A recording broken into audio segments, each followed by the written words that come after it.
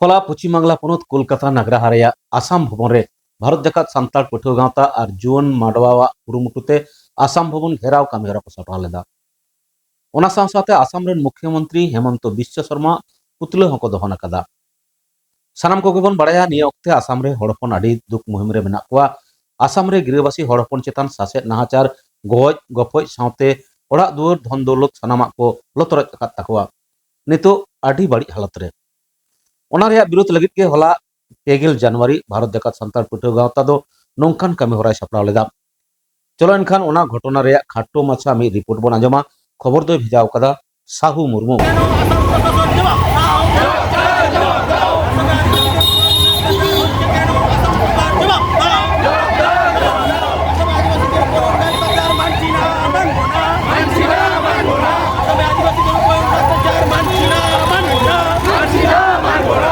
তো এখানে যারা মিডিয়া আছে আমি সবাইকে ধন্যবাদ জানাচ্ছি।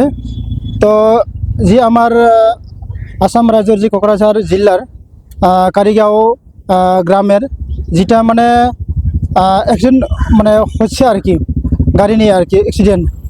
তো সেদিন মানে 19 তারিখ ছিল আর কি রাত্রি, তখন মানে উত্তর দিক থেকে একটা স্করপিও গাড়ি আসছে আর কি। তো সেই দিক থেকে মানে তো আমার আদিবাসী গ্রামের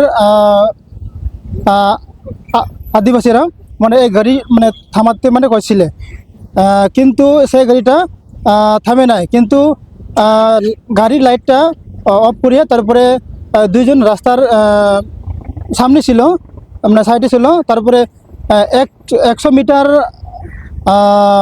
আগে গাড়ি থামাইছে। তারপরে এই গাড়িটা মানে আসিয়া ডাইরেক্ট ওই দুজনকে মানে গাড়ি দিয়া মানে অ্যাক্সিডেন্ট করে দিছে আর কি। তারপরে এই দুজনকে অনেক মানে কিবা আঘাত হইল আর কি। এর পিছনে তারপরে যখন অ্যাক্সিডেন্টটা হইল তারপরে অনেক সেদিনকে মানে অনেক গ্রামের 2-3টা গ্রামের লোকগুলো আসছে আর কি। যখন ঘটনা ঘটছে মানে অ্যাক্সিডেন্ট করিয়া তারপরে ওই জি স্করপিও গাড়িতে যখন 4 জন লোক ছিল আর কি। তারপরে ওই 4 জন লোক মানে 3 জন লোক ওকে মানে পালাবার চেষ্টা করছিল, কিন্তু গ্রামের আদিবাসীরা আসিয়া ওকে মানে অ্যাটাক করছে আর কি। একজনকে 3 জন অনেক মারধর করছে, কিন্তু এখানে একজন মারিয়া মানে সিরিয়াস হয়ে এখানে মানে মারা গেল।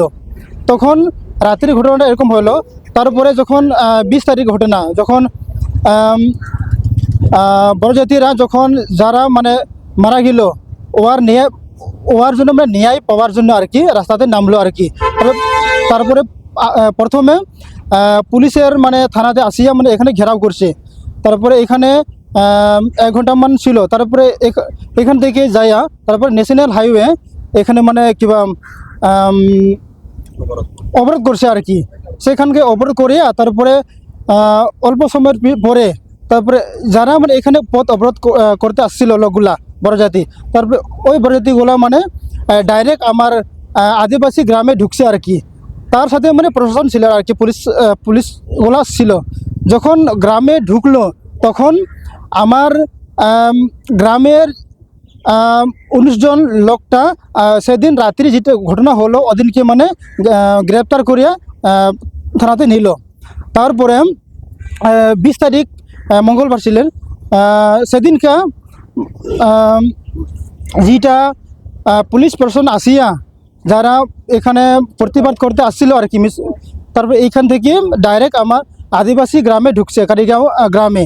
এইখানে আগে জ্বালাইছে মানে একটা বিশা কমান্ডো ফোর্সের অফিস, তারপরে একটা আশা অফিস, তারপরে একটা হলো বিরসা মুন্ডা কমপ্লেক্স, এরপরে একটা সাহিত্য ভবন, সান্তাল সাহিত্য ভবন। এখানে লন্ডভন্ড করিয়া আবার মানে গ্রামে আদিবাসী গ্রামে ঢুকলো। এখানে কারিগাঁও গ্রামে যেটা গ্রাম ছিল মানে এখানে 29টা টোটাল ঘর ছিলেন আর কি। তারপরে সব পুলিশ প্রশাসনের সাথে এই বড় যারা মানে প্রতিবাদরা ছিলেন পুলিশের মানে তাকে মানে সাহায্য করছে আর কি। মানে অ্যাক্সিডেন্টের পর আপনাদের গ্রামে গিয়ে অত্যাচার করছে, তাই তো? হয় অ্যাক্সিডেন্টের পরে, কিন্তু অ্যাক্সিডেন্ট হইলো কিন্তু কাজটা ওই অন্যরকম করছে আর কি। আমার গ্রামে ঢুকিয়ে মানে আদিবাসীর 29টা গ্রাম মানে একদম এই অ্যাক্সিডেন্টের বিষয়ে আপনাদের গ্রামের এলাকার বাসিন্দাদের কি দোষ? দোষ মানে আমার কোনো দোষ নাই, মানে সেদিনকে মানে আমরা শহরাই পরব মানে শেষ দিন ছিল আর কি, যারা আমার কই একটু সাকরাত বরফ, সেদিন আমাকে আমার নিয়ম মতে আমার বেঝাতুন মানে ধনুষ মানে কিবা কি কয় এটা মানে আমার বেঝাতুন প্রতিযোগিতা এনেকা থাকে আর কি, সেরকম থাকে আর কি। সেদিনকে মানে এই গাড়িটা যখন মানে উত্তর দিক থেকে আসে আর কি, সেই সময় মানে আমার আদিবাসীরা মানে কয়েকদিন আগে অনেক মানে গ্রামে আদিবাসীর গ্রামে মানে গরু অনেকগুলো চোর হয়েছে আর কি, সেই সন্দেহে এই গাড়িটা আটক করার জন্য গাড়িটা থামানোর চেষ্টা করছিল আর কি। সেই সময় মানে গাড়িটা লাইট অফ করে 100 মিটার আগে, তারপরে এই আদিবাসীরা মানে সাইডে ছিলেন 100 স্পিডে মানে অ্যাক্সিলেটার দেবাই মানে দুজনকে মানে গাড়ি দিয়ে মানে অ্যাক্সিডেন্ট করছে আর কি। হয় হয় ওকে। যে তাতে গৈ পিনে চালে যে এই দুজনক মানে মৰ্মান্তিক অৱস্থা, তাৰ ঘটনাৰ পিছত তাক সোধপোছ কৰাত নিজে গৰ্জি হৈ উঠি থকাৰ ফলত মানে গাঁৱৰ ৰাইজে তাক মাৰি ঘৰ-দৰ কৰে। তাৰপিছত কি হ'ল, ঘটনাখন এইখিনিতে মানে এই তিনিজনক মাৰি পেলাই আৰু দুজনক যিটো এক্সিডেণ্ট হৈ গ'ল এই দুজনক হস্পিটেলত লৈ যায়। তাৰপিছত কি হ'ল, পিছদিনাখন সেইদিনাখনে ৰাতিতে আমাৰ গাঁৱত এনেকৈ উৎপাত হ'ল, পুলিচ প্ৰশাসনে যাক পায় তাকে উঠাই লৈ যায়। এনেকৈ যিখন জেগাত সংঘটিত হৈছে সেইখন জেগাৰে মানুহটোক তাক ধৰিব নোৱাৰিলে, গাঁৱৰ ৰাইজক মানে যাক পায় তাকে লৈ যায়। তাতে শিক্ষকো আছিলে, তাতে ষ্টুডেণ্টো আছিলে, তাতে গাঁৱৰ সাধাৰণ ৰাইজও আছিলে। তেখেতক লৈ যোৱা মানে কি আমি বুজিব নোৱাৰিলোঁ যে প্ৰশাসনে কি কাম কৰি আছে, তাত ক'ত সংঘটিত ঘটনা হৈছে, ক'ত এক্সিডেণ্ট হৈছে এইটোতো গম নাপায়, আৰু ঘটনা হৈছে বেলেগ আৰু তাৰ পৰিৱৰ্তে মানে বেলেগ সংঘটিত হ'ল। এইটোৱে আমি দুখ প্ৰকাশ কৰিব খুজিছোঁ, আৰু যাতে এনেকুৱা প্ৰশাসনে এনেকুৱা নেহমীয়া কাম নকৰে, আৰু আমাৰ ওপৰত যিটো অত্যাচাৰ এইটো আমি সহ্য কৰিব নোৱাৰোঁ।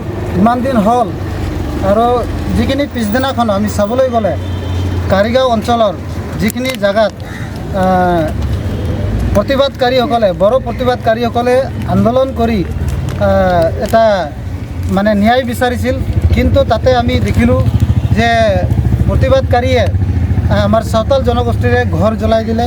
এইটো আমি সহ্য কৰিব নোৱাৰোঁ, আৰু যিহেতু সাংস্কৃতিক আৰু সাহিত্য ভৱনকো জ্বলাই দিলে, আৰু BCFৰ EX কেম্প জ্বলাই দিলে, আচাৰ আঞ্চলিক কেম্প জ্বলাই দিলে, আৰু বিৰছা মুণ্ডা ভৱন জ্বলাই দিলে। এইটো আমি সহ্য কৰিব নোৱাৰোঁ, কাৰণ ইমান দিন হ'ল আমি খালি ঘৰ জ্বলাই দেখা পাই আছোঁ, ইমান দিন হ'ল জাতিগত সংঘৰ্ষ দেখা পাই আছোঁ, কিন্তু আমাৰ যিখিনি সমস্যা আছে এই সমস্যা সমাধান নকৰি আমাৰ চাওতাল জনগোষ্ঠীৰ ওপৰত বাৰ বাৰ বৰ্বৰতা অত্যাচাৰ আমি সহ্য কৰিব নোৱাৰোঁ।